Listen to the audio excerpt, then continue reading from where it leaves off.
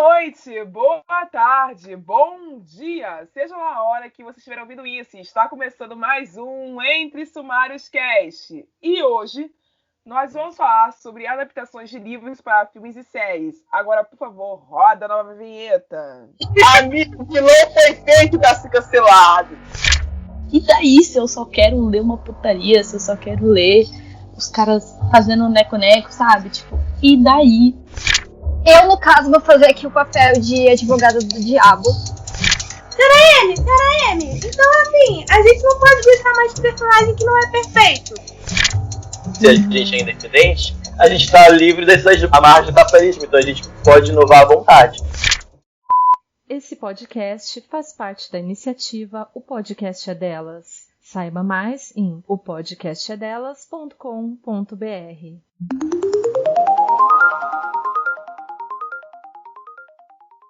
Porque, ouvintes, nesse primeiro episódio nós vamos falar de coisa boa.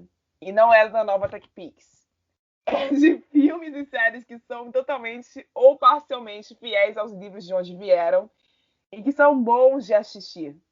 E a minha lista começa, e eu não posso deixar de citar aqui, me perdoem, com Harry Potter e o Cálice de Fogo. Se você não quer ouvir ninguém falando de filmes sobre a transfóbica, que são ligados à pessoa transfóbica, que você sabe muito bem de que eu tô falando, eu acho que esse episódio não é uma boa pra você ouvir. Ou senão você pula até o segundo bloco, hoje vai ter gente falando mal da saga. Ou então você espera o próximo episódio da semana que vem, porque a gente vai falar de Harry Potter hoje. Não teve como não falar. Enfim, pessoal, o filme 4 de HP, que pertence ao livro número 4 também, foi um dos filmes mais importantes da franquia pra mim, no quesito de informação visual. Principalmente no meu caso, que tive muitas dificuldades de imaginar como seriam certas criaturas e certas cenas na minha primeira leitura desta obra. Sim, eu li Harry Potter muito nova. E isso atrapalhou muito a minha imersão no livro. Agora, depois do filme lançado e assistido por mim, eu consegui ficar muito mais confortável com a aparência de certas criaturas. Que criaturas eram essas, Rayane? Para exemplos, a transformação da cabeça do Victor Krum em tubarão. Aquilo, para mim, quando eu li o livro a primeira vez, foi um negócio muito escroto na minha cabeça e foi um negócio muito doloroso, tanto para o personagem, tanto para quem estava assistindo. Tanto a transformação quanto a destransformação que aconteceu logo depois que ele salvou Hermione. Então, assim, pra mim, aquilo ali, no livro, parecia nojento, aterrorizante e sem fundamento. Quando eu vi no filme, eu consegui ter mais tranquilidade sobre esse assunto. Mas esse foi um dos exemplos. A Murta que geme foi outro problema pra mim, porque imaginar fantasma, até beleza. Agora você imaginar um personagem, uma fantasma, que é uma menininha de 16 anos, com uma voz finérrima, que é chamada de Murta que geme. Qual a importância dela, sabe? No livro, ela parecia uma pessoa que só estava ali para trabalhar. Eu só vi ela crescendo como personagem que realmente ajudou em alguma coisa no filme. E eu só consegui fazer esse paralelo depois. Enfim, foi uma confusão, cara, esse fogo para mim. Só serviu depois do filme. Outra adaptação boa que eu vou citar aqui se trata da adaptação de Código da Vinci de Dan Brown para os cinemas. Aquela mesmo, onde o professor Langdon é vivido pelo autor Tom Hanks. Vencedor de vários Oscars, um dos meus atores favoritos da vida. E eu vou citar essa aqui de novo no próximo bloco, falando mal dela. Mas, voltando ao primeiro filme, esse é o melhor caminho para quem quer conhecer o grandioso Robert Langdon, para aqueles leitores que não gostam de ler livros grandes sem saber antes o que estão esperando. Tem muita gente que não assistiu o Código da Vinci ainda porque acha que seria um filme chato de ficção histórica. E não é, gente. É um thriller super eletrizante, tem cenas que valem super a pena, tem diálogos que são extraordinários lá dentro, tem as cenas de assassinato dos cardeais são, assim... Dos cardeais, não, me perdoem, de filme. Dos cavaleiros são muito bem arquitetadas. A cena da Pedra Rosada, onde o Silas pensa que encontrou a chave e não encontrou, é uma das melhores cenas do cinema para mim, quando se trata de plot twist, de enganação. O papel da Sophie Neveu é brilhantemente interpretado. Eu esqueci o nome da atriz agora, mas é linda. é inteligente, é extremamente incrível. O papel do Jackson Nier também tá extraordinário nesse filme. Então, assim, esse filme é tudo de bom. Não tem nada que falte nesse filme. E ele é o melhor caminho para quem quer se prevenir com a ajuda vítima, porque é um livro de mais de 300 páginas. Então, se você não gosta de ler livro grande, por favor, assista esse filme e depois leia o livro. Eu garanto a você que a sua experiência vai ser extraordinária, como foi a minha. Terceiro e último filme na minha lista desse bloco, e não tinha como ser outro, porque eu não consigo mais parar de falar desse livro. Por favor, alguém me segura. O Exorcista, primeira versão sem cortes, de 1973. Primeiro porque o filme é mais conhecido do que o livro.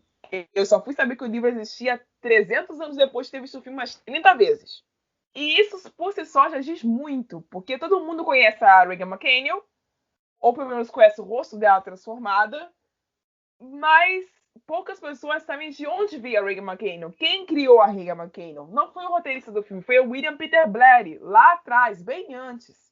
E esse filme, na versão dele sem cortes, ele não deixa faltar nada. Ele entrega tudo que o livro entrega e mais algumas coisas que o livro não dá, que são próprias do filme, mas que fazem o filme valer muitíssimo a pena.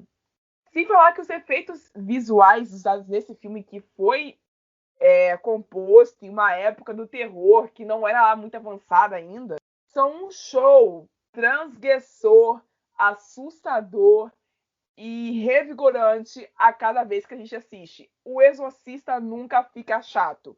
O Exorcista nunca fica monótono enquanto filme. Enquanto livro, isso ia ser cansativo, mas enquanto filme, ele não perde você em nenhum segundo. Fora as cenas que o Pazuzu fica piscando na tela, e aquilo ali sempre me incomodou, desde a primeira vez que eu vi o filme, não por medo, mas sim por... Cara, que idiotice. Mas eu entendo que para a época que o filme foi lançado, aquilo ali foi importante. Então, é isso. Eu passo a palavra para Amy e vai. Eu preciso falar que, antes de eu começar a falar dos meus filmes, que você falando que o Pazuzu piscando na tela é patético, é ridículo, foi gatilho pra mim, porque o motivo de eu não terminar o filme sem cortes é por causa do Pazuzu piscando na tela. Eu não consigo assistir. Eu sou uma pessoa vacinada de terror e eu olho para aquilo ali e sobe o calafrio na espinha, sabe? Eu não consigo. Enfim, eu vou falar dos meus filmes. Eu vou botar Harry Potter aqui, né?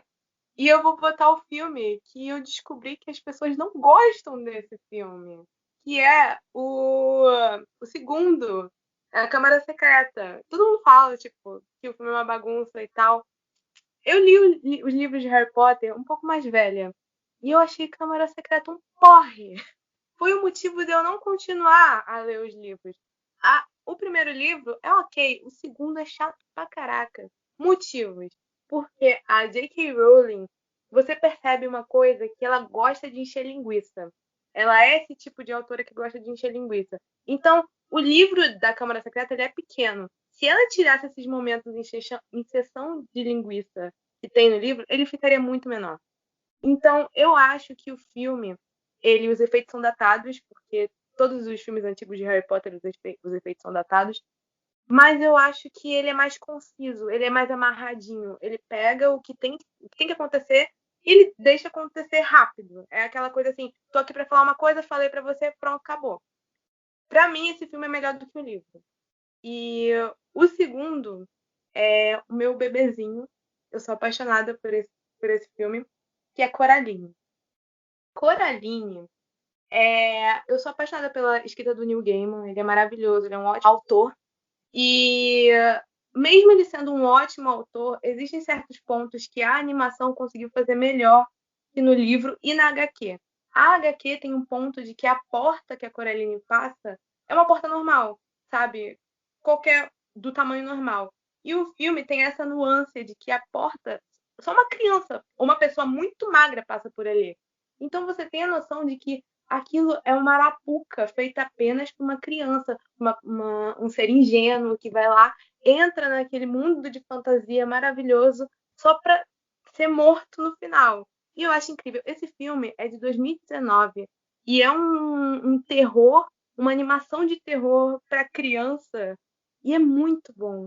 Tipo, é o tipo de filme que ele envelhece e ele envelhece igual vinho, de tão bom que é esse filme. Eu era uma criança É um esquisita. daqueles filmes que foi feito para criança que eu não concordo que crianças assistam. É É basicamente esse e Casa isso. Monstro. Porque Eu eles são era apaixonada. pavorosos. Eu era apaixonada por esses dois filmes. E eu era uma criança de 9 anos nessa época. Então, assim, eu era criança esquisita que gostava de filme de terror. E eu assistia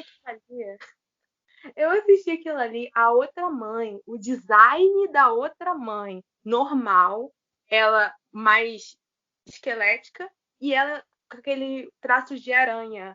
É pavoroso, dá medo aquilo ali. Não foi feito para criança assistir, porque a criança vai ficar traumatizada. E o início, até o início da animação, que é ela cortando a boneca e ajeitando a boneca para se parecer com a Coraline, aquilo é visceral. É muito sutil, mas é visceral. Então, esse filme é maravilhoso. E o livro é incrível, é maravilhoso, mas não conseguiu passar o mesmo feeling que a animação passa. Porque a animação é perfeita. É maravilhosa. Assistam. Quem não assistiu, assista. E o terceiro é um momento que se tiver gristas que estão me ouvindo, elas vão me bater, que é Shadow and Bone. Sombriossos, da Netflix, que lançou há pouco tempo. E eu tenho que dar um motivo para poder falar sobre essa série aqui, porque eu sou apaixonada por essa série. Motivos. Eu acredito que a trilogia Grisha não é uma boa trilogia. Eu sou a pessoa que leu a trilogia Grisha, ficou de ressaca literária e só foi ler Six of Crows bem mais pra frente. Porque a trilogia Grisha é um produto da época dela, que foi a época que saiu Rainha Vermelha. E a Rainha Vermelha saiu um pouco depois que a trilogia Grisha. Então, é o feijão com arroz de fantasia, que tem a protagonista, que ela é bobinha, ela ganha poderes e vai ficando muito poderosa, mas ela não tem personalidade. Aliás, a Alina, pra ser sincera, a Alina é a pessoa que mais tem personalidade naquilo ali. Eu sou apaixonada pelo Darkling. Ele também não tem muita personalidade. O par romântico da protagonista também não tem nenhuma personalidade. E a série, ela conserta muitos erros que a autora cometeu, principalmente em relação ao Malha, que é o par romântico da protagonista, que nos livros ele era insuportável e extremamente machista, que é a forma assim para poder falar bem o básico mesmo. Um personagem chato, um personagem que ninguém gosta, um personagem que as pessoas olham para aquilo ali e falam assim, podia continuar sem, né, amiga? Mas assim, não teve. Então é por isso que eu gosto de Shadow and Bone. E por ter juntado também os Crows lá e o elenco ser maravilhoso, mas isso não vem ao caso. Agora pode ir o Lohan. Eu queria começar comentando duas coisas. Primeiro, até hoje eu nunca consegui assistir O Exorcista, aquele filme. Gente, pelo amor de Deus, estou perdendo um filme foda. Pelo amor de Deus, gente. Pelo amor Eu acho esse filme incrível. Por isso que eu não consigo assistir. Porque ele consegue realmente ser terror raiz, sabe? Eu não sabia que tinha livro, acabei de descobrir isso agora com a Rai, muito obrigado. Pelo amor de Deus, eu tô falando desse livro desde o ano passado. Meu Deus! Outra coisa, ninguém me convence que Caroline é um filme para criança. Não é para criança, gente. Não é. Aquela animação, produtores chegaram um dia e falaram assim, vamos fazer um negócio aqui, vamos fazer um negócio, vamos. Pra quem? Não interessa. A gente vai fazer isso aqui. E saiu aquilo, porque só aquela abertura... Gente, aquilo deixa Jogos Vorazes no chinelo. Tá entendendo? Real. É muito bizarro.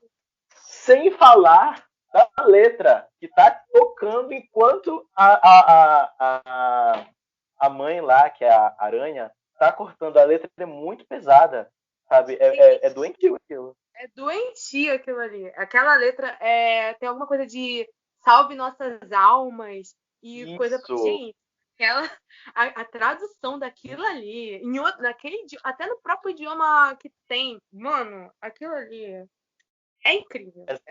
É incrível, eu acho. É uma obra de arte, eu acho. Tudo ali é muito bom, mas é traumático. Então, vamos lá.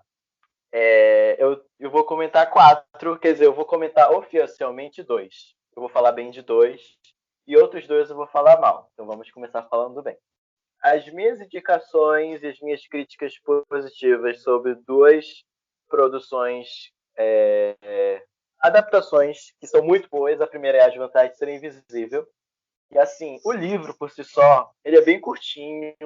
Tu lê assim, acho que eu li em 2 dias, mas é muito gostosinho de ler, principalmente porque a gente percebe que ele foi escrito já pensando em ser adaptado para o cinema.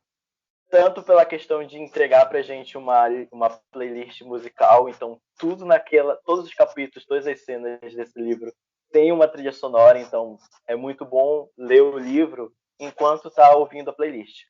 E o roteirista e o pessoal do soundtrack do filme souberam usar isso muito bem, porque o filme, ao mesmo tempo em que é uma trama, tem uma pegada bem de musical, né? Inclusive tem uma cena que eles reproduzem um clássico do cinema, o Patrick e a Sam.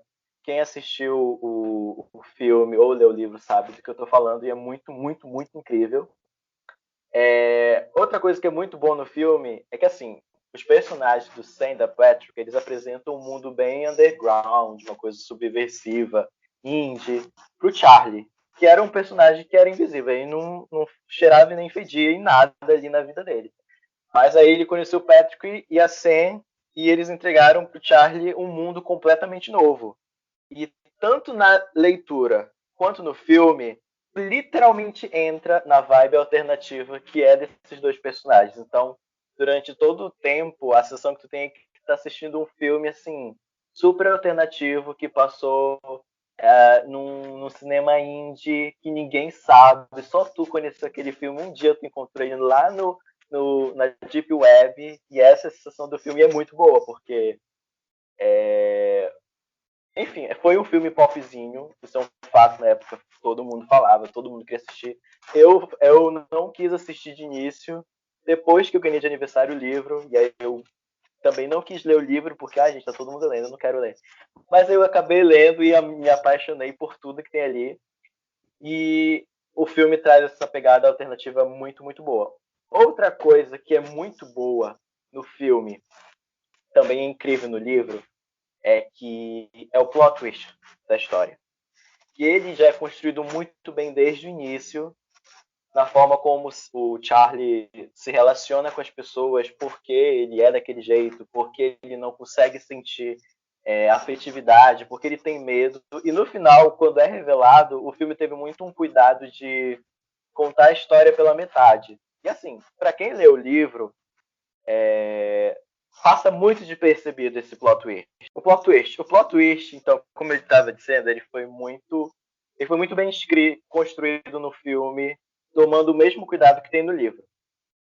Então, várias pessoas que leram o livro não entenderam o plot twist no final, ou então leram, mas não perceberam que aquilo era uma coisa muito pesada que o livro estava abordando. Eu não sei se posso dar spoiler aqui. Posso dar spoiler? Pode, o filme é velho. Que é justamente a questão do abuso sexual que o Charlie sofre quando ele é criança. E é só numa frase muito sutil que no livro a gente percebe que o Charlie ele foi abusado quando ele era criança pela tia dele. E no filme, eles só colocam literalmente uma cena muito curta, assim, coisas de 5 segundos, que faz a gente se tocar que, nossa, o Charlie ele era abusado quando ele era criança pela pessoa que ele mais admira até agora. Então, assim, o filme teve um cuidado e uma sensibilidade em colocar isso na tela, de modo que, ao mesmo tempo que é muito sensível, também deixa a gente muito chocado. Então, só nisso, eu acho que As Vantagens de Ser Invisível é uma adaptação muito incrível. A outra é uma produção nacional, que é Capitu, que é uma minissérie baseada em Dom Casmurro, que eu acho que já começa sendo bom mudando o nome, né? Porque todo mundo que lê o livro sabe que a história não deveria se chamar Dom Casmurro, mas deveria se chamar Capitu, visto que ela é a protagonista da história. E a minissérie, ela traz essa perspectiva em volta da Capitu, que é muito bem construída pela atriz e por todo o roteiro e toda a narrativa que é apresentada ali. Outra coisa que é muito boa na minissérie Capitu é como eles constroem a quebra da quarta parede que o Machado de Assis criou no livro. Então, a todo momento, uma coisa bem Fleabag, uma coisa I May Destroy You, em que o protagonista conversa com a tela e, ao mesmo tempo, fala as falas do eu dele jovem. É muito legal como é feita essa dinâmica. E, assim, quem é muito cadelinha do livro Dom Casmurro consegue ver as falas ali de uma forma muito, muito explícita. Outra coisa que é muito linda no Capitu é a estética meio urbana subversiva, né, que mistura um clássico com uma coisa bem irreverente. Então, ao mesmo tempo que a gente vê eles numa cena em um museu muito clássico, muito luxuoso, lá atrás a gente vai ter artes de rua, vai ter colagem, vai ter roupas feitas de lixo. E assim, tinha tudo para dar muito errado, mas ficou tão lindo, ainda mais com o filtro que eles usam. E é uma obra de arte muito, muito, muito, muito linda de se admirar. Então, eu, assim, sempre vou defender essa minissérie da Capitu. A trilha sonora também é muito incrível, então conta a história de um jeito mais musical e bem melancólico.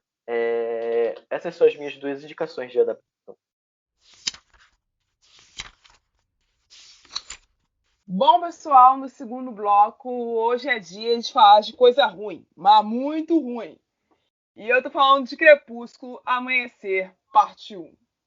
E calma, nesse eu vou fazer questão de ser detalhista. E eu vou começar a falar desse filme através das cenas da lua de mel do Edward e da Bella. Em primeiro lugar, com tantos lugares no mundo, eles mesmo sabendo que isso poderia não ser bom pro Edward, os filhos de uma vieram passar as férias em um país onde a máxima, à época, era de 42 graus Celsius. Isso quando não batia 44 na sensação térmica. Aí você me traz para esse cenário um homem que é um vampiro, quer dizer, ele se diz, né? A gente acredita. Lá vem a Rai chamar ele de rato de novo. Lá vem. Mas ele brilha, cara. Onde já se viu vampiro brilhar, mas ok. Ele se diz vampiro. Ele se diz vampiro e a gente acredita nele. Aí você traz esse cara para esse cenário de calor de mais de 40 graus do Rio de Janeiro. E ele tá lá brilhando que nem diamante. É nisso que você pensa quando você vê que ele vai passar uma lua de mel aqui, no meu estado. Aí quando ele chega aqui e você vê que ele não tá aparecendo o holofote de show de rock, aí você fala assim, mano, o que tá acontecendo com esse maluco aqui? Spoiler. O pessoal do efeito especial se demitiu. Só pode ter sido isso. Mas eu tenho um comentário em relação a isso, que ele já veio pro Rio de Janeiro antes.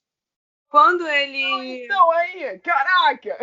Quando ele se afasta, se eu não me engano, quando ele se afasta da Bella, tem uma cena dele no Rio de Janeiro, tipo, tá de noite. Sim, o que ele veio fazer aqui? Não sei, velho, ele gosta de... Gente, na moral, se tem algum fã do Crepúsculo que consegue explicar o que o Edward veio fazer no Rio de Janeiro, por favor, providencie esse argumento. Eu preciso de uma explicação. Eu não aguento mais viver com essa incerteza. Não tem... Enfim, próxima. E já que a gente está nesse ponto da lua de mel, alguém me explica qual foi a intenção da Mayer como roteirista-chefe do filme e do roteirista que assumiu esta merda de colocar em plano longo. Se você sabe, entende alguma coisa de cinema, você sabe que quando a gente fala plano longo, é quando uma cena dura muito, focada em um cenário só. Então, qual foi a intenção do diretor e da Mayer nesse específico cenário? De colocar em plano longo a cena dos dois quebrando a cama antes mesmo de conseguirem transar.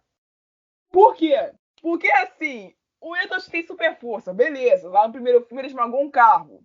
Suave. Tacou uma pedra numa árvore, quer dizer. Tacou uma pedra grande numa árvore e quebrou a árvore. Suave. Aí ele vai pra lua de mel dele com a recém-casada esposa dele e quebra a cama de alvenaria e madeira. Porque ele é pesado. É isso. Agora, isso não é nem coerente, porque se você junta essa cena do lado da cena de Superman, O Homem de Aço, Man of Steel, de 2013, eu acho, esse filme, que foi lançado alguns anos depois de O Amanhecer, parte 1, tem uma cena do Clark Kent mergulhando em uma banheira de tamanho normal e de material normal, com a namorada dele, que é a Lois Lane. A Lois Lane tá deitada na banheira, o Superman tá do lado de fora, os dois estão brincando e conversando, e de repente ela puxa ele lá pra dentro, e ele cai dentro da banheira junto com ela. E a banheira não racha, a banheira só balança, e é um merda de um kryptoniano. Eu tenho uma teoria. O poder de fada do Edward é maior do que o poder do Superman. Ah, não, cara. Minha teoria. Não, ele não pode ser maior que o alien mais forte do mundo. Ele não pode. Ele não pode, cara. Não pode. Não, cara, não tem como. Ele é o vampiro que brilha no sol e é vegetariano. Como é que você quer que ele seja maior que o Superman, cara? Talvez seja por isso que agora o Robert vai interpretar o Batman, porque Exatamente. o Superman. Ok, Agora- ok. Mas na cena. Mais de 30 minutos a briga. Sim. Mas na cena da cama não faz sentido. Não tinha por que aquela cena tá ali. Não tinha por que aquela cena durar tanto tempo. Porque, assim, foi um humor muito escrachado que quebrou todo o clima sensual da cena. Que já não ia ter clima mesmo antes. É o quê? É um fetiche. Fetiche? É um fetiche. Mano. Que a Bella ela fica cheia de hematomas no corpo. Caraca, velho. Ah, velho. Enfim. Mas. Então, continuando. Alguém me explica, por último, é a última coisa que eu pedi sobre esse filme. Por que a Bella escovou o cabelo antes de entrar no mar? Aí você tem que se perguntar, por que tem gente que usa maquiagem?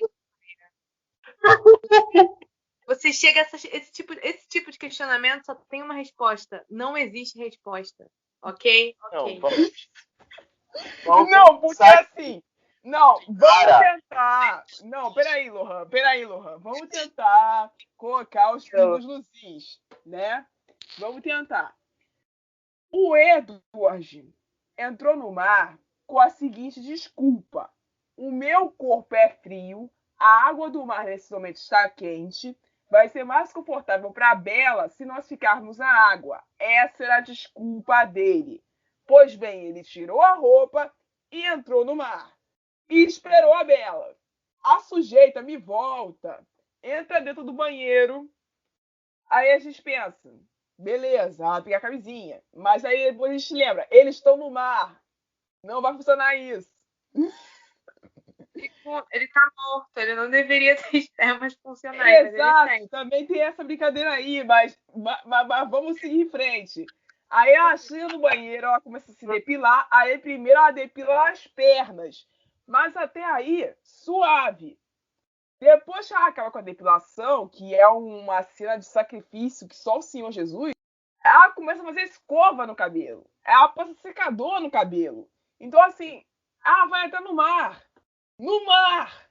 Água salgada! E ela tá fazendo escova no cabelo, cara. Não dá, cara. Não tem condições. Esse filme é todo errado. E eu não sei se o livro é tão errado quanto, porque eu nunca tive coragem de ler esse livro depois que eu assisti esse filme. O livro é pior. Eu li. É pior.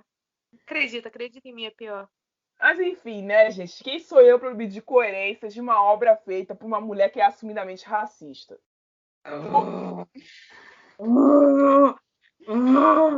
O próximo livro da minha lista, e agora eu tenho que citar, é uma série, para não ferir o meu próprio regulamento deste episódio, e eu vou de Dexter. Dexter era para estar no meu ranking de melhores séries sobre livros já feitas se não fosse pelo seu final de caráter decepcionante. E todo mundo que acompanhou as 8 temporadas feitas primeiramente pela ABC e pela Showtime sabem disso. Sem falar que a série eliminou personagens que, para o andamento de certos eventos nos livros, foram cruciais. Ela eliminou esses personagens cedo demais. Alguns ela matou e outros ela simplesmente tirou de jogada. E isso foi muito ruim para o desenvolvimento da série, porque ela perdeu grande parte da fidelidade que ela tinha com o livro nessa brincadeira. Sem falar que, eliminando esses personagens alguns cedo demais, ela colocou lacunas enormes dentro da série que tiveram que ser preenchidas às pressas depois. E a solução que eles encontraram não foi satisfatória para ninguém com aquele último episódio. Eu espero que agora, com esse spin-off que está sendo gravado desde o final do ano passado, que deve ser lançado até o final desse ano, no ano que vem, que alguns erros que foram percorridos no meio desse caminho sejam amenizados. Eu duvido. Vindo da Showtime, eu duvido. Mas eu acredito na competência do Michael C. Hall como ator. E eu acho que ele vai dar um show como ele deu sempre. A culpa da série ser ruim nunca foi culpa dele. A culpa da série ter sido ruim, no final das contas, foi culpa do roteiro. Por último, eu vou citar a adaptação do livro Inferno, do mesmo autor que eu citei lá no primeiro bloco, Dan Brown. O livro número 4 da saga Código da Vinci. Esse filme encerra de uma forma porca e mancha o nome da saga com todas as forças. Não assistam Inferno. É sério, não assistam Inferno. A não ser que você tenha uma dificuldade muito grande de visualizar o momento que o vírus é lançado. A não ser que seja por esse motivo em específico, não assistam Inferno. São 2h30 de vida perdidas para vocês. Esse filme decepcionou muita gente, porque ele foi muito esperado pelos fãs de Dan Brown. Até porque Anjos e Demônios foi lançado em um ano que poucos filmes tão revolucionários quanto vieram à tona, e não teve filme sobre o Símbolo Perdido, que era um filme muito esperado também. Mas não teve filme. A Warner decidiu que não ia fazer. E com essa decisão, ela feriu muitos dos fãs de Código da Vinci. E só veio lançar Inferno quase 10 anos depois. E quando esse lançamento veio, eles entregaram um filme merda, um filme que decepcionou a maioria dos fãs, um filme que decepcionou o próprio autor original da história. O Dan Brown detesta Inferno, ele tem repugnância a essa adaptação. E o próprio Tom Hanks, ele tem uma entrevista pós-filme que ele deu para um programa que ele fala que tipo, foi um dos filmes mais monótonos e mais sem sal que ele já fez na vida dele. E não é pra ser dessa forma, porque o roteiro do livro é incrível. A história que o livro conta é extraordinária. E a Warner fez uma merda tão grande com esse filme que eu não tenho nem palavras para pôr sobre isso.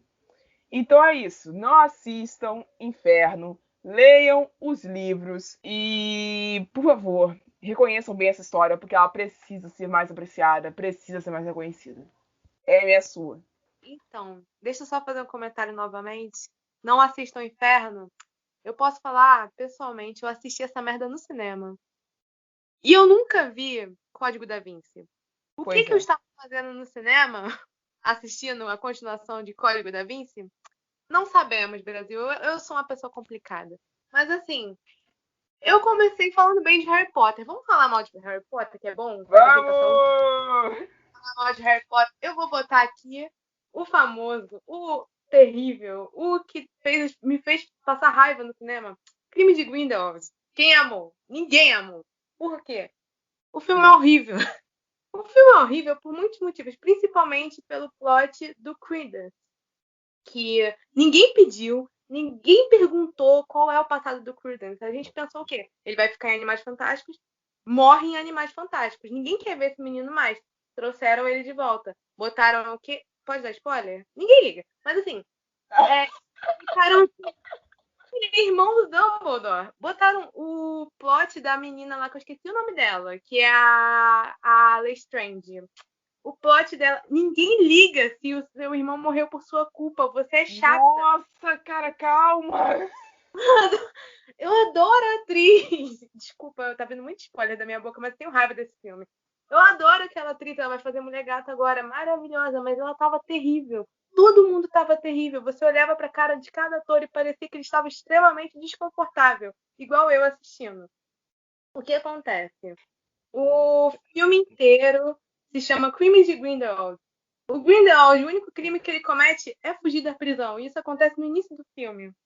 É triste, é muito triste. E todo o plot de drama familiar, que parece que saiu diretamente de Casa de Família, só faltava a Cristina Rocha aparecer e falar: você tem que aceitar o seu filho do jeito que ele é. Entendeu? Esse filme é triste. Esse filme é extremamente triste. E tá vindo mais um spoiler, que eu não posso ficar sem falar disso. A Queen. A Queen Isso é um mesmo. personagem. A Queen é um personagem maravilhoso. Eu amo ela no primeiro filme, que ela é muito fofa. Ela é aquela personagem que você olha e você quer abraçar ela, porque ela é maravilhosa. Estragam a Queen! Porque, assim, o filme começa falando que ela tá maluca, que ela tá fazendo o cara ficar lá do lado dela por magia, que é o trouxa lá, que ela gosta dele. E no final, ela cai no discurso fascista do cara que tá pregando supremacia bruxa. Ela Trouxa! Entendeu? E o filme quis botar como se até a pessoa mais pura pode cair num discurso fascista. Só que você me pega a personagem que nunca faria isso. Nunca cairia nisso. Botava a namoradinha do Newt. Eu esqueci o nome dela. Nossa, cara, isso ia ser muito doido. A Tina. A Tina. Isso ia ser muito doido. Você não botava a menina que ela é apaixonada por um trouxa. Isso não faz sentido. Você vai lá e você pergunta: Queenie, você ama um trouxa. O que você tá fazendo aqui? A Queenie, eu não sei o que eu estou fazendo aqui. Porque me botaram aqui. Isso é triste. Fora que o filme também tem o Johnny Depp, isso já perde 3 pontos, uns 10 pontos, porque tem 2 Já começa errado, já começou errado. Até vão trocar, e eu não sei o que eles vão fazer no terceiro filme, mas sinto cheio de merda vindo. Entendeu? Tô sendo pessimista? Não tô sendo realista. Porque tá muito ruim. Já parava no primeiro. O primeiro tava bom. J.K. Rowling, você não precisa de mais dinheiro. Pare de usar no Twitter, por favor. Também. Muito obrigada. Agora pode ir. Nossa, acho que a gente podia enterrar o podcast aqui. Ai. Brincadeira, cara, brincadeira. Mas é verdade, eu acho que, nossa, a Queen, muita coisa decepcionante nos crimes de Grindelwald, mas o que fizeram com a Queen é, assim, intragável, sabe? Tu olha e tu fica, aonde, em que momento do roteiro acontece isso, gente? Não tem uma explicação. Ai, olha, não dá. Mas, enfim, né? É sobre isso. Por isso que a gente tem que boicotar essa franquia. Tá. Eu vou falar mal. Vou começar falando mal de Harry Potter? Vou começar falando mal de Harry Potter.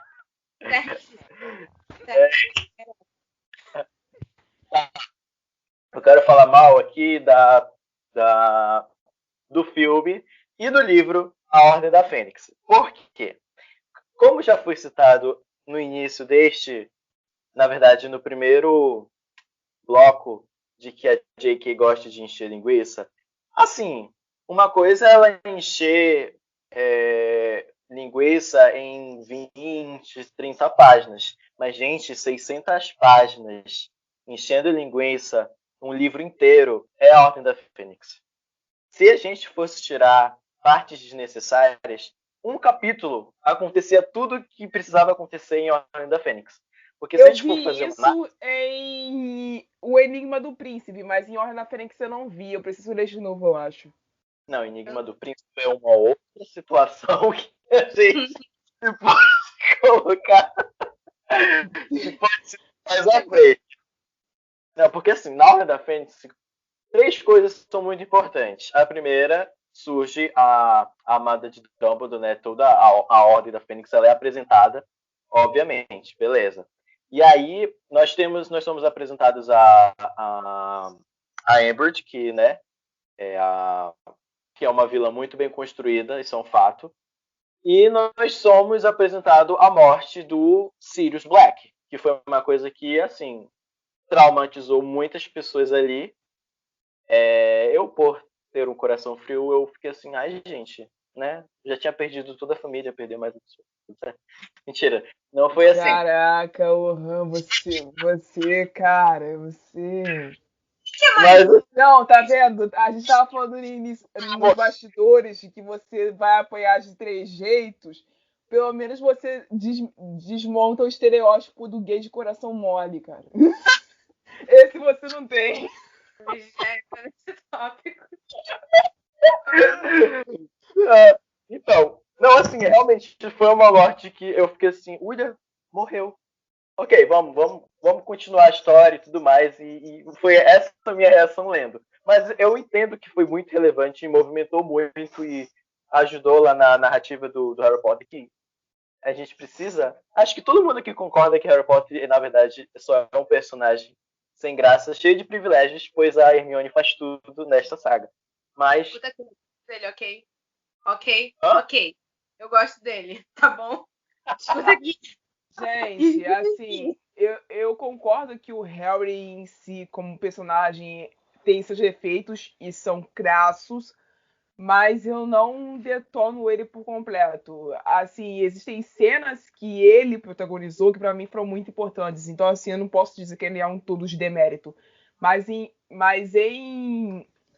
eu devo mais a emoção que eu senti nessas cenas, a atuação brilhante do Daniel Radcliffe do que a escrita da J.K. Rowling. Eu Então, acho. assim, pra mim, Harry Potter como personagem foi salvo por o ator. Porque como ele é nos livros, ele é realmente descartável. Isso eu dou razão pra vocês. Mas o Daniel Radcliffe vivendo ele é outra história.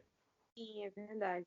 Eu acho que ele tem o problema do personagem que ele é protagonista e ele não tem muita personalidade pra ser relatable com quem tá lendo. E ele tem já é aqueles o escolhido, ele não precisa fazer nada. Ela é sua anjo, sabe? E encontrou personagens incríveis e movimentou a história. É isso. Quando eu falarem mal do Harry e gostarem do Draco. Tipo, o Draco é insuportável, velho. O que vocês estão falando? Ele é chato pra caraca. Se ele fosse só insuportável, beleza, mas ele é eugenista, racista e ainda não gosta de pobre. Então, assim, você quer gostar de um cara desse? Sim, ele é o Tom Felton. Não corta não, deixa. Mas enfim, vamos continuar, Luan. Você vai ser atacada pelas estãs do Draco e estãs do Tom Felton. Geralmente são a mesma pessoa, mas... Eu tô aguardando a galera de Acotar atacar até hoje, não veio. Enfim, vambora. Vai, segue, Lohan. Então, quando a gente chega no filme, o que acontece? Eles podiam muito bem dar aquela adaptada que nem eles fizeram com, por exemplo, A Câmara Secreta, que muita gente não gosta, que né, até a Ias falou que é um filme que muita gente acha bem bagunçado, mas eles deram uma organizada ali na confusão que era o livro. Mas na Ordem da Fênix, não. Eles não fizeram. Eles decidiram, não, vamos pegar tudo que está aqui e vamos colocar sim no cinema. E aí você chega à beira 8 horas de pura conversa e gente que não sabe o que está acontecendo e eu acho que estão tentando entrar na minha cabeça. Não estavam entrando na minha cabeça, não. Era que eu tenho uma ligação com o Lorde das Trevas, não sei mais o que. Aí lá no final, que a gente entende porque o livro inteiro foi construído, que era o quê? Era o Harry Potter entender que existia a tal da profecia e que por um descuidozinho ele não necessariamente seria ele o escolhido. E aí, de tanto que tem essa rixa, né, entre o pessoal que defende a ideia de que não, realmente, Harry Potter foi escolhido desde o início, e outras pessoas dizem, não, gente, ele não foi escolhido, foi um erro que deu aí no nascimento das pessoas e que acabou colocando ele como escolhido. Mas, enfim, isso é outra questão. Mas eu acho o filme super encheção de linguiça, do início ao fim. É um filme muito chato, é um filme cansativo demais, que a gente só carrega no coração mesmo por causa da morte do Sirius Black. E assim, é isso. E eu super concordo. O Enigma do Príncipe é outra questão que também tem muita encheção de linguiça. Dava para pegar a Ordem da Fênix e o Enigma do Príncipe e fundir em um livro só. E seria incrível. E não sei se vocês lembram, mas tem uma mudança muito pesada do filme do Enigma do Príncipe para o livro. Não sei se vocês lembram que tem um enigma, mas no filme não tem um enigma. Não sei se vocês lembram disso. Eu tô tentando pensar nisso agora, peraí. Ah, é que parte do mistério sobre ser ou não ser o Snape é perdido no filme, né? É parte, a gente tá sendo um pouquinho assim, dócil com a Warner, porque não tem. Tipo, Eu não lembro literalmente muita coisa, sério. A maior parte do que eu lembro do Enigma do Príncipe se resume ao professor Slughorn e ao Lago dos Infernos. Do Snape, da história do Snape em si, eu não lembro muita coisa. É porque assim, no livro, Eu o li o livro, Enigma do então. Príncipe não se resume a quem é o príncipe. O Enigma do Príncipe no livro é justamente todo o jogo de mistério que o Snape criou no diário dele de poções. Sim. Então o livro inteiro é movimentado em torno disso. Tipo, eu tenho que descobrir o que é isso aqui, aonde está isso aqui, para eu conseguir obter as informações. No filme, não tem isso. No filme, Exato. eles cagaram para isso, chegaram e falaram assim, não, o mistério aqui é se é o Snape ou não. Só que assim, desde o início tá claro que é o Snape no filme, entendeu? E aí não tem mistério algum. Então, nisso, a Warner, mais uma vez, provou que ela não sabe fazer filme. Warner Bros, Warner Bros. Tristeza.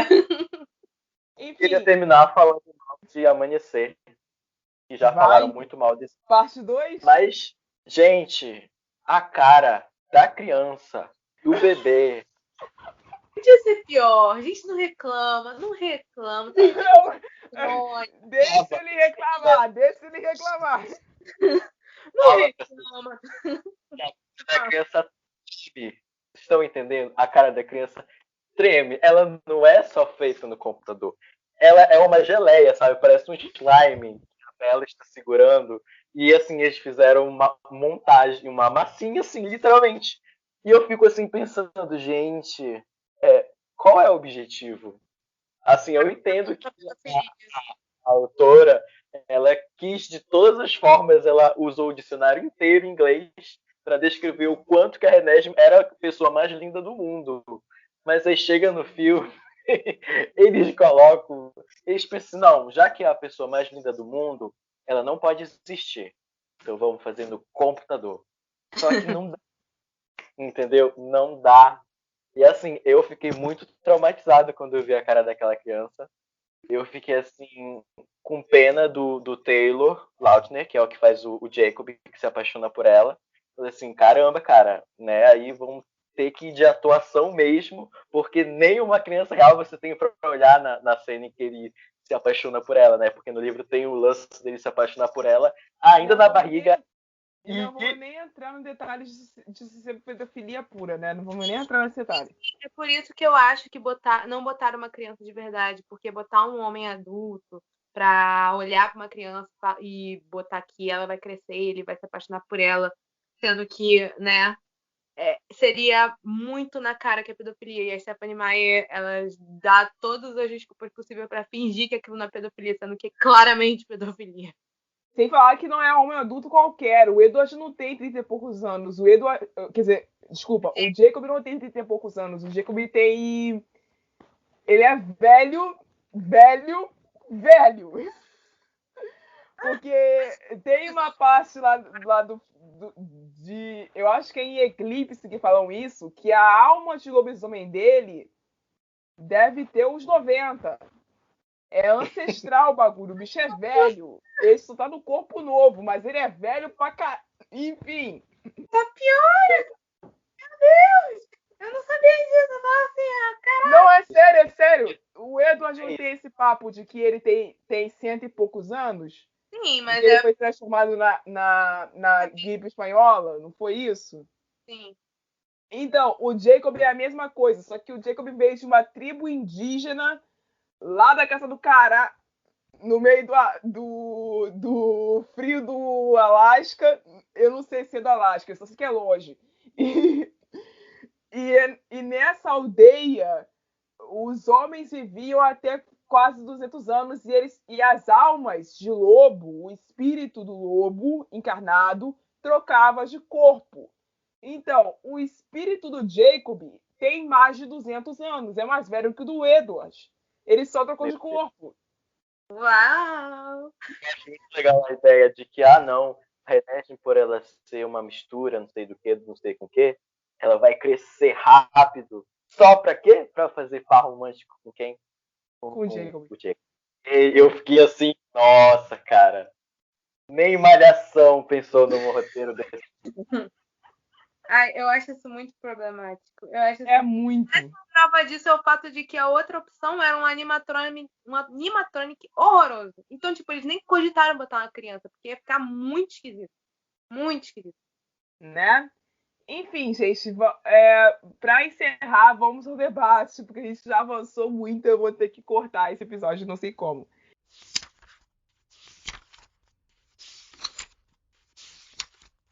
Bom, já que a pessoa que deu esse tema teve que faltar essa gravação por outros motivos, eu vou assumir o posto dela hoje. Então, Sally, me perdoa por roubar o seu tema, mas eu digo que o tema do debate vai ser um só. E eu vou deixar os outros tópicos surjam a partir dele. Então, quero saber de vocês dois e dos nossos ouvintes, quando eles quiserem responder isso após ouvir. Existe mesmo essa história de que certos livros nunca deveriam virar filmes? Eu falo isso com convicção que existe, tá bom? Não vou lembrar de exemplos aqui agora, mas existem histórias que são complexas demais que em outras mídias não funcionam. Isso em qualquer coisa. Você pode botar livro, HQ, jogo que trazem. Um bom exemplo disso são as adaptações de jogos que existem. Existem Resident Evil tá aí, né? Resident Evil é menos pior. Tá? A gente tem o filme do Mario. Você conhece o filme do Mario? Aham, filme do Mario, nossa! Então, assim, são coisas que na mídia própria dela funciona, mas para passar para outra mídia, meu amigo, não faça. Não faça, por favor. Não. Existe, Lohan? Eu concordo com o que a Yas falou. Eu acho que realmente tem alguns livros que eu não digo que não deveriam, mas que tinha que ser um estudo assim muito, muito, muito, muito, muito detalhado assim de como seria adaptado para outras mídias. Por exemplo, eu acho que um exemplo não é livro exatamente, não é livro exatamente não é livro. Por exemplo, as HQs da DC, elas são complexas demais, muito complexas para serem adaptadas para um cinema. E a Warner ela não sabe fazer isso direito. De tanto Não que nós mesmo. temos aí muitas histórias que, assim, é bonito em termos de luta, ok, bacana, só que não é só isso. Tem toda uma filosofia por trás do personagem, construção de personagem, que ainda não conseguiram fazer. Por exemplo, e só dando um exemplo de livro que eu acho que tem que ter um cuidado muito grande para virar filme e tudo mais, por exemplo, as histórias do Sherlock Holmes. Eu acho que o Sherlock Holmes ele é um personagem muito complexo, principalmente porque ele é apresentado pela perspectiva de um outro personagem, que tenta entender o próprio Sherlock Holmes. Então, por exemplo, quando a gente vê adaptações como, por exemplo, da Enola Holmes, onde eles colocam o Sherlock Holmes tendo um lado afetivo mais fraternal, as pessoas estranham. Porque elas falam assim, não, o Sherlock Holmes não tem sentimentos. Quando, na verdade, não é que ele não tem sentimentos, ele lida com os sentimentos dele de um jeito que Diferente da maioria. o não sabe lidar isso, entendeu? Então, eu acho que realmente tem alguns livros que eles são adaptados muito por uma questão de capital, tipo, todo mundo vai adorar ver um filme disso aqui, então vamos fazer. Só que aí sai uma merda, mas tem que tomar muito cuidado mesmo, porque, né, muita coisa acaba sendo perdida e mal contada. Eu vou puxar o último tópico desse debate para encerrar o episódio e eu vou perguntar se, por acaso, nós falamos de várias adaptações que foram ruins, tanto no desenvolvimento, tanto na construção, tanto na direção, em vários seguintes pontos. Se você tivesse que colocar a culpa em alguém, a culpa ia para quem fez a obra original ou a culpa ia só para quem fez o filme? Eu acredito que é uma. Assim, se a obra original na teoria, né? Estamos trabalhando com teoria. Se ela teve assim a pompa para ser adaptada, ela tem uma qualidade. Eu acho que o problema não, vamos repensar isso daí. Falei na teoria, estamos trabalhando Você tá dizendo que Crepúsculo Amanhecer Parte 1 tem. Deixa eu reformular. Ela tem ou uma qualidade ou um fandom muito grande. O que acontece? Agora sim. A adaptação ser ruim não vem da obra original, vem do roteirista. Porque a pessoa pode pegar uma coisa muito boa e transformar numa merda, ou pegar uma coisa que é a coisa Crepúsculo e transformar numa coisa incrível, que não foi o caso, mas é possível isso acontecer. Então, assim, a adaptação ser ruim, eu acho que vai culpa principal do roteiro, porque não adianta nada você ter um cast incrível, um diretor de peso e o seu roteiro ser uma merda. Eu acho que o pilar de um bom filme é o roteiro, para começar. Então, vem as outras coisas como... Assim, a gente seria bom se tivesse um bom investimento, mas a gente consegue trabalhar com coisa pequena. Por exemplo, Corra, que é um filme de orçamento não muito grande e é um filme foda pra caramba, sabe? Mas a intenção daquele filme foi ser pequeno em matéria de cenário, o roteiro foi feito para ser pequeno, porque o filme tem um roteiro muito fechadinho. Ele é grande na nuance, mas o roteiro em si é muito pequenininho. Então, mas o roteiro ser pequeno não é tipo, uma forma de dizer que ele não tem qualidade. Ele é muito bom. O filme funciona porque o roteiro é muito bom, entende? Mesmo ele sendo pequeno, o orçamento ser realmente planejado para ser pequeno, é um exemplo de, tipo, dá para fazer coisa boa com pouco dinheiro. O ponto claro é que o roteiro é bom. E eu acho eu acho que isso daí é mão do Jordan Peele. E o Jordan Peele não sabe fazer filme ruim. Mas, enfim, o ponto é, se você tem um roteiro bom, uma boa pessoa adaptando as coisas, pegando os pontos fortes do seu livro e colocando ele de uma forma coesa, de uma forma bem feita, você tem um bom filme. Vai, Lohan, encerra. Eu acho que é bem mais complexo que isso. Que, por exemplo, se eu fosse culpar alguém, eu ia culpar tanto o roteirista quanto o diretor. Porque, por exemplo, o roteirista, ele pode muito bem pegar o livro, ler, e então construir o roteiro a partir dali. Eu acho que isso aqui é importante, isso aqui tem que mudar, eu acho que isso não vai funcionar no cinema ou numa série. E aí ele entrega para o diretor, e o diretor vai pegar aquilo, e aí em cima daquilo ele vai ver o que entra ou não, o que pode mudar e o que tem que continuar do jeito que está. Só que, por exemplo, acontecem situações em que o roteiro é escrito junto com o escritor. E, por exemplo, se a gente for ver... Ou então, às vezes, o roteiro é escrito pela pessoa que escreveu o livro, que foi o caso de Animais Fantásticos. E, assim, não dá certo. Porque, quem está escrevendo o roteiro do filme é a criadora do universo e a gente vai olhar, tá uma merda. Então, mas a culpa, no final, ainda vai ser do diretor nessa situação, porque ele poderia muito bem ter olhado, assim, pro roteiro e falar assim, então, isso aqui tá horrível. Isso aqui vai cagar tudo que a gente construiu assim em anos com o Harry Potter. Então acho que há casos e casos, mas se eu tivesse que culpar alguém, eu ia culpar o roteirista e o diretor. Acho que a pessoa que escreveu a história do livro não tem culpa. Ela escreveu o livro e é isso. Acho que no caso da J.K. Rowling ia ser muito, tipo, o diretor ia ter que ter muita, sabe, muita pompa para ir lá peitar a pessoa que é dona do material de origem que tá vindo do filme. Eu acho que nesse caso, assim, seria melhor se ele tivesse interferido, seria, mas, assim, a pessoa tem que ter muita, sabe? Deu pra entender o que eu quis dizer. Sim. Enfim, gente, é isso. Muito obrigada pela ajuda de vocês dois que vai fazer esse episódio. Obrigada a todos que ouviram até aqui. E até a próxima. Tchau! Você ouviu um programa participante da rede Podcast é Delas, uma iniciativa que fornece toda a infraestrutura necessária para mulheres hospedarem e publicarem os seus podcasts. Para fazer parte, entre em contato conosco através do site opodcastadelas.com.br ou através das nossas redes sociais, como @opodcastadelas.